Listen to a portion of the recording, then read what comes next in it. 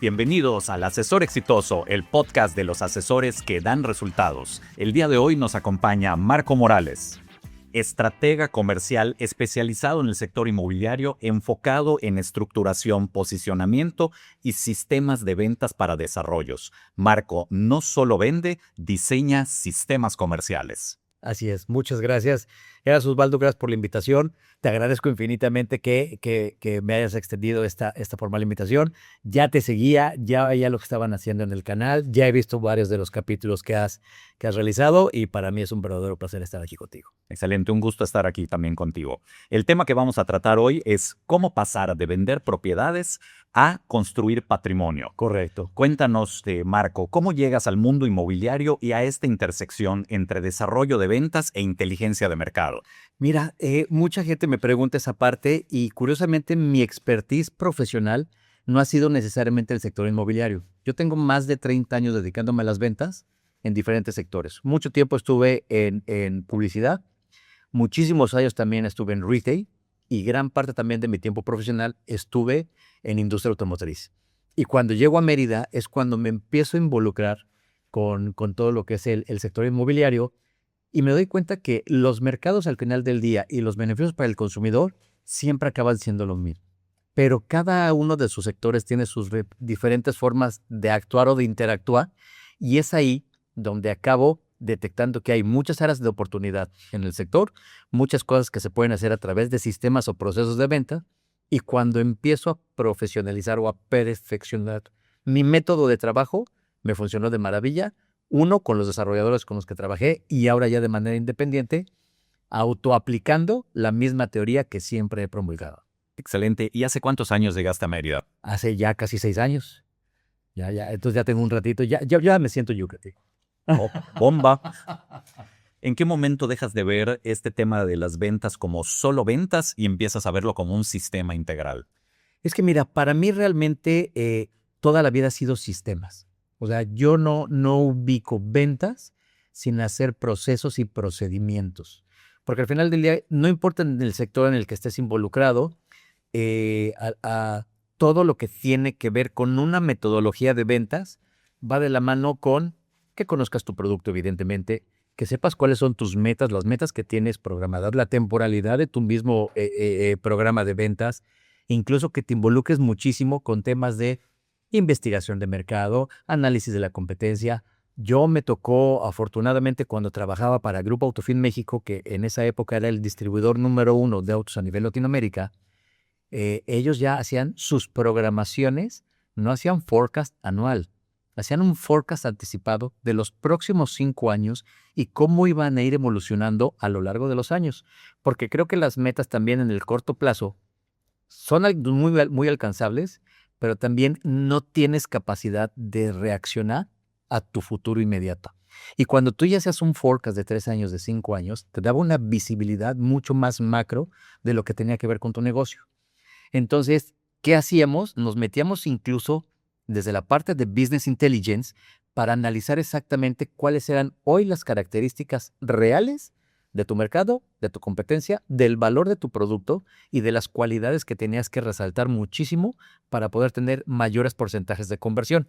Te pongo un ejemplo. Normalmente en una agencia distribuidora de autos muy exitosa, acaba convirtiendo solamente el 5% de sus visitas. Es decir, que de cada 100 personas, solamente 5 compran. Pero al final del día nadie identificaba cuáles eran los factores por qué sí compraban o por qué no acababan comprando. Y había en mil cantidad de factores. O sea, cada 95 personas que no compraban podían tener sus respectivos argumentos. Oye, no hice clic con el asesor, la información que me proporcionaban no era la mejor, yo iba pidiendo una opción y me acababan vendiendo otra, quería rojo y me querían vender a fuerza el blanco. Y entonces todas esas cualidades, cuando aprendes no nada más al manejo de las objeciones, sino que también aprendes a identificar cuáles son esas objeciones recurrentes, te da un performance muy diferente. Y entonces yo sí creo fielmente en que si no tienes una metodología de ventas, no llevas un proceso, no te mides, tus resultados siempre van a ser a lo mejor al azar o a lo mejor coincidencia, pero no vas a poder mantener un estándar o un performance de venta. Entonces, por eso sí creo que hay que profesionalizar toda esa parte. Sí, definitivamente. Yo coincido contigo, la profesionalización es la que hace y deshace a fin de cuentas.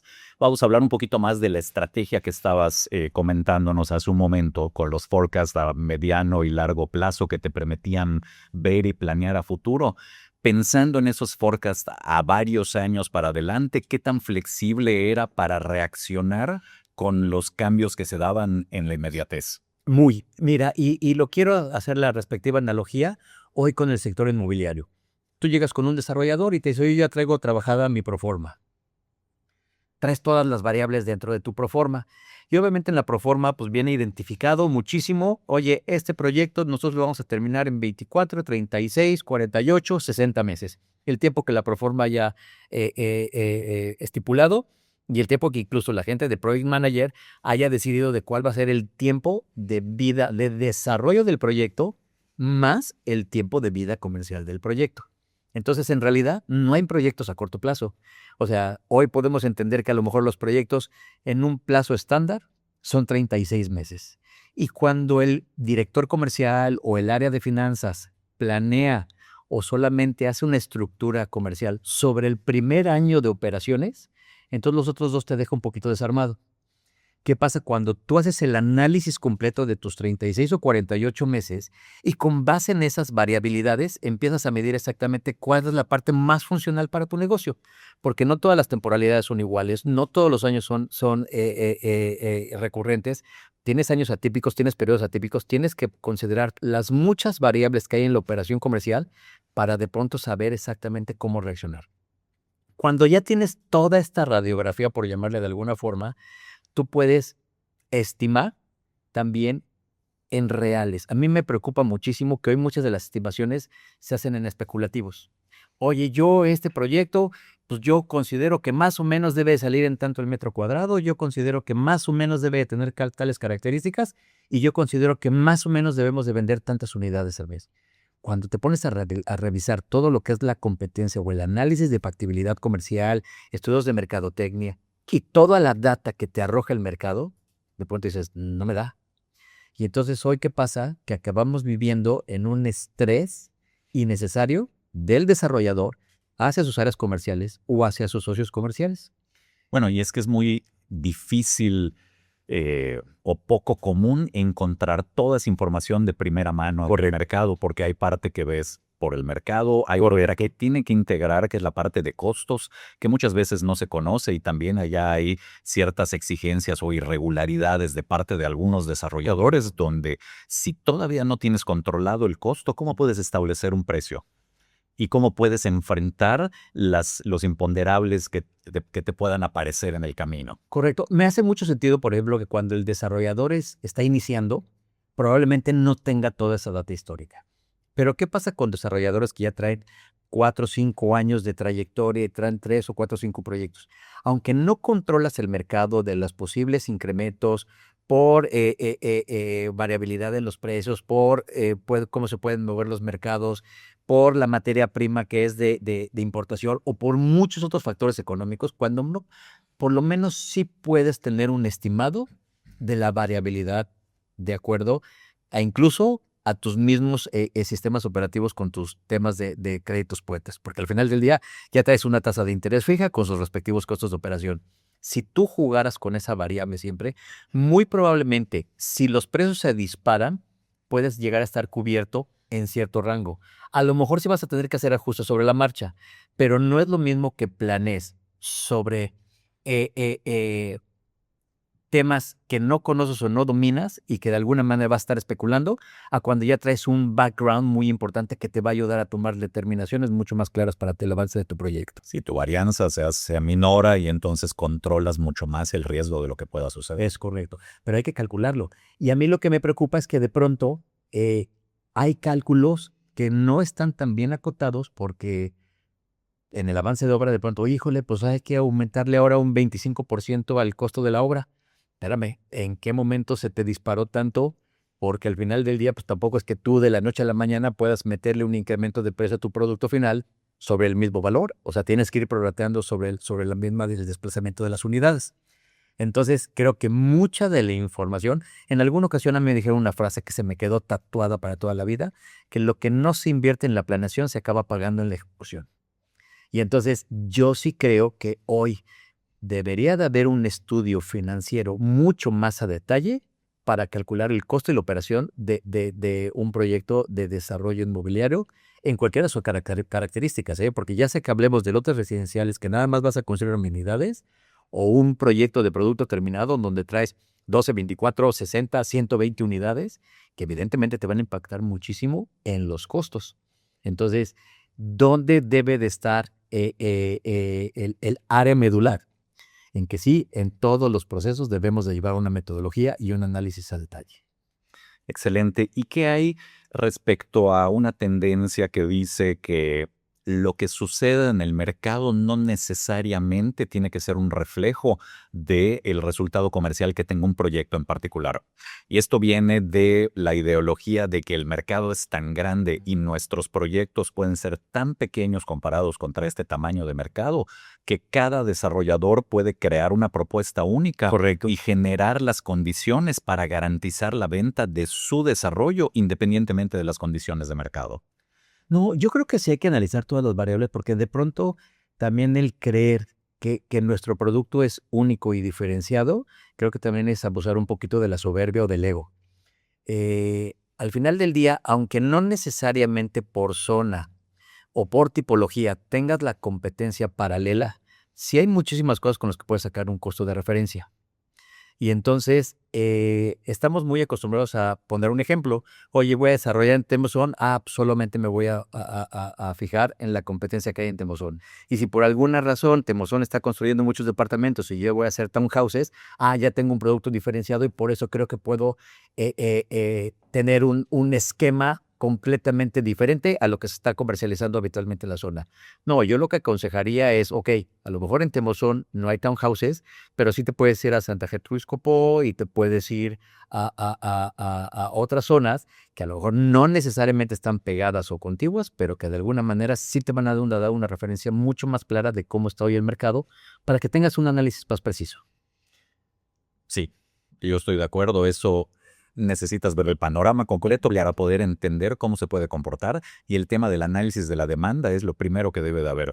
A mí me sorprendió mucho, hace poco leí una nota en el periódico que decía el presidente de la Asociación de Desarrolladores de México, decía, es que muchas veces los desarrolladores no crean un proyecto y no lo desarrollan donde hay la demanda, sino donde encuentran la ubicación del terreno. De acuerdísimo. Y eso se me hizo así como que, ¿cómo vas a ir a desarrollar donde no sabes si hay una demanda real para ese proyecto?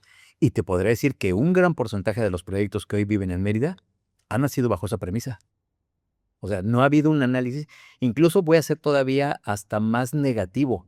No hay nada más un análisis de la demanda, no hay un análisis del desarrollo urbano en el corto plazo. Y entonces, ¿qué es lo que acaba pasando? Que así como puedes tener normalmente una metrópoli importante, va creciendo, o sea, crece la metrópoli y luego se va extendiendo la mancha urbana hacia las zonas conurbadas. Ese es, digamos, un crecimiento orgánico de cualquier metrópoli. ¿Okay? Aquí pareciera que todos los suburbios que han estado creciendo fuera de Mérida están disparados al azar. No hay límite geográfico que los Exactamente. tenga. Y entonces, ¿qué pasa? Voy a hablar particularmente de Ciudad de México. Tenía Ciudad de México y de pronto la mancha urbana se iba creciendo hacia el Estado de México, pero gradual. A lo largo de los años y por la demanda de vivienda que había, pues bueno, creció exponencialmente. Pero yo me acuerdo que en los años 80, 90, hablar de Ciudad de México a Cuautitlán Izcalli era casi decir como que vas a ir de Mérida hacia Valladolid. Y hoy prácticamente están completamente pegados. ¿Por qué? Porque obviamente ese crecimiento orgánico permitió no nada más que los desarrollos fueran funcionales, sino que también desarrollo social o el urbanismo de las grandes metrópolis pudieran crecer paralelamente y que todas las zonas conurbadas tuvieran una característica importante de servicios. Cuando no planeamos toda esa parte y justo con la premisa que decías, cuando no nos basamos en el tema de la demanda, sino en lo que yo tengo accesible para comercializar, ahí es cuando creo que todo el entorno solito lo perjudicamos nosotros. Sí, de acuerdo. Y dentro de esta carrera que has tenido en el sector inmobiliario, ¿en qué punto te diste cuenta o elegiste que no solo querías vender propiedades, que no era suficiente vender propiedades, sino que el tema de el análisis y la propuesta de un crecimiento patrimonial para el cliente era importante? Fíjate, una vez tú y yo lo platicamos en radio, de nuestras generaciones sí nacimos muchísimo con la mentalidad de que debíamos generar patrimonio. O sea, creo que era parte de nuestra cultura y yo sigo pidiéndole a la gente que de verdad tenga en consideración que en la época más productiva de su vida tienen que generar patrimonio porque cuando ya no puedan producir ingresos, ¿qué van a tener como soporte, como respaldo económico? Y entonces me ha tocado a lo largo de mi vida comercial como inmobiliario, conocer gente que de pronto está haciendo sus compras por inversión, pero que también me tocó una clienta que de verdad esa parte me marcó muchísimo. Me dijo, oye Marco, yo me acabo de divorciar, el papá de mi hija no me da ninguna aportación económica y todo lo que tengo como capital de riesgo y capital total de mi vida lo voy a depositar en esta propiedad que te voy a comprar. ¿Me aseguras que mi capital no va a estar en riesgo?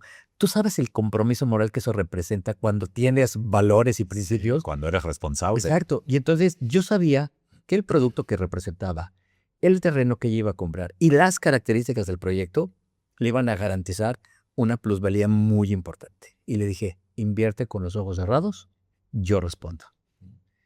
Tuve la gran fortuna que al año y medio, 2 años, que ella ya acabó de liquidar, lo primero que hizo fue irme a dar las gracias porque me dijo, hice la mejor inversión de mi vida porque compré en Peanuts, se sobrevalorizó mi propiedad y hoy tengo una inversión en un proyecto que me encanta, en un proyecto que próximamente voy a construir y que sé que ahí voy a vivir con mi hija o por lo menos voy a vivir mi retiro con mi madre. Estaba completamente feliz.